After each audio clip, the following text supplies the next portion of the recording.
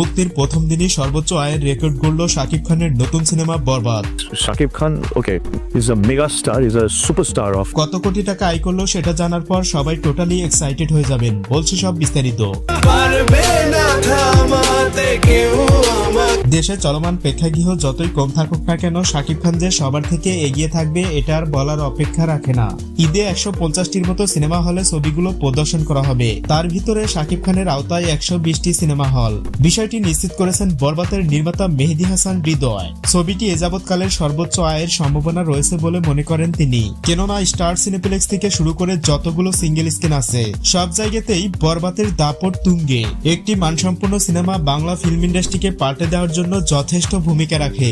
বরবাদের পর আরো বেশ কিছু সিনেমা আসতে যাচ্ছে, যেগুলো এর থেকে বড় পরিসরে করা হবে। বরবাদের সাথে তুলনা করে ঈদে কোনো সিনেমায় টিকতে পারবে না এটা নিশ্চিত, তাই আয়ের দিক থেকেও এটি সবার থেকে এগিয়ে থাকবে। পার্সোনালি আমার ধারণা ছবিটি প্রথম দিনেই 10 থেকে 11 কোটি টাকা আয় করতে পারে।